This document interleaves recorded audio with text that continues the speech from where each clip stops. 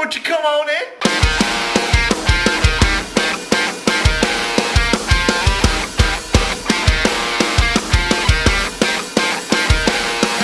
This is where the magic happens.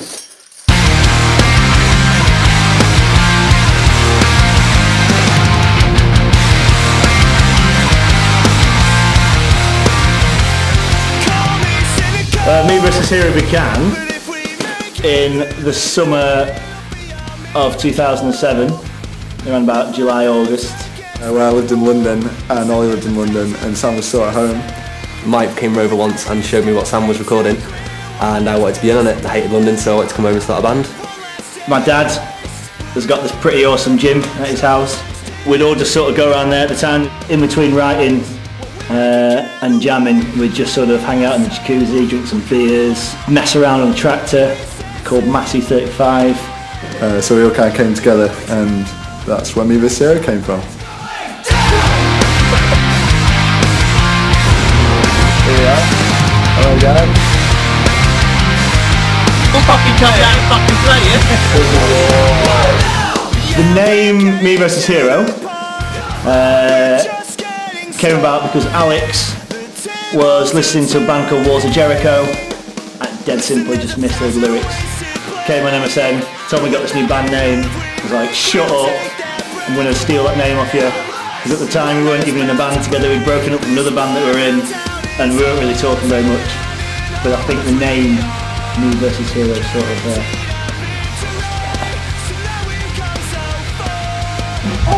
didn't see you there.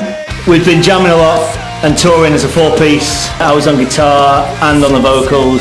I'm not very good at singing and I'm not very good at playing the guitar.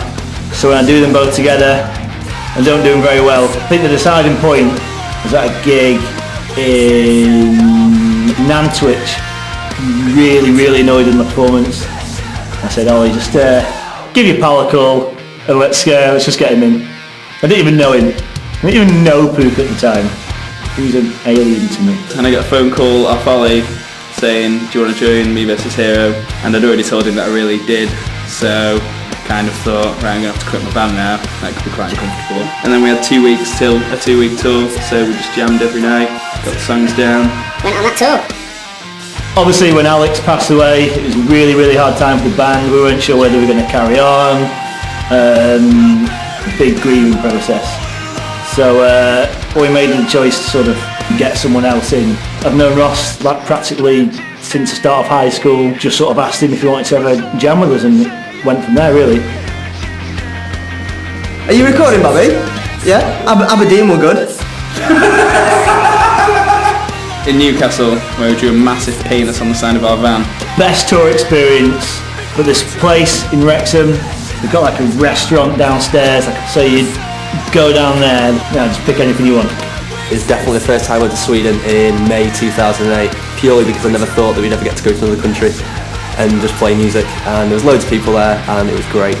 Tour's awesome. It's like what you always want to do when you're growing up and you always see bands do videos like this and it sounds awesome and it totally is. Because you get to play guitar and do what you want. UK. Shows UK solid. Protection, racket, endorsement deal. What endorsements have you got, Ross? That's asked.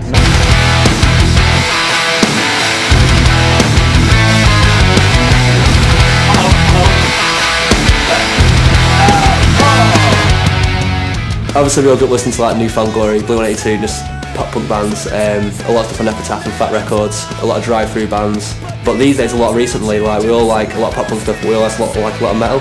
Stuff like Dillinger Escape Plan, like Heavy Parts, and things like August Burns Red as Blood Runs Black, and the stuff like the girl at the moment that influences a lot like Hit the Lights at the moment, Fight Fair, Fireworks, all those bands that are doing things in the States at the moment, they're all doing great stuff. Who's your favourite person to sleep next to on tour? If you want an interesting sleep, when Ollie's drunk he talks in his sleep and touches in his sleep. And you'll wake up with his hand on your face, or like one time I woke up at like 5 in the morning, he was shouting at me. I ain't have a fucking clue what he's on about. I'm like, what's going on, man? I just woke up and he's like, t-shirts, yeah? I was like, what the hell are you on about? T-shirts, everyone's asleep. He's like, pendulum t-shirts, we're selling them. I was like, you're selling them now in the van? He's like, yeah, we're selling them out the back of the van. 5 each or 2 for £10. And I didn't really know what to do. Just kind of, he sounded so aggressive and forceful with them. Honestly, if he actually had them, I would have bought them. Should have some mega sweet tours coming up. We've got an album coming out. We're recording with Ramesh at Long Way Studios. The album's going to drop probably about March.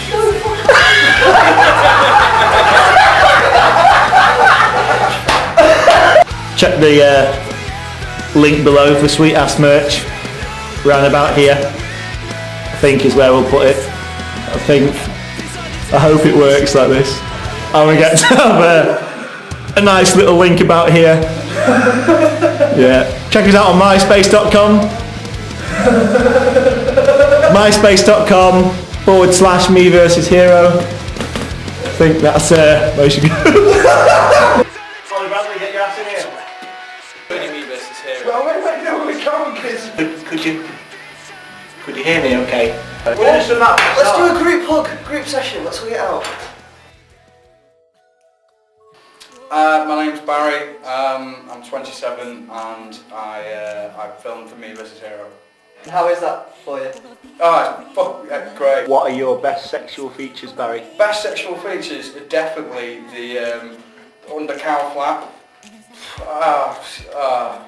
What's your favourite sexual position, Barry? And demonstrate it, please. I'm not doing it anymore.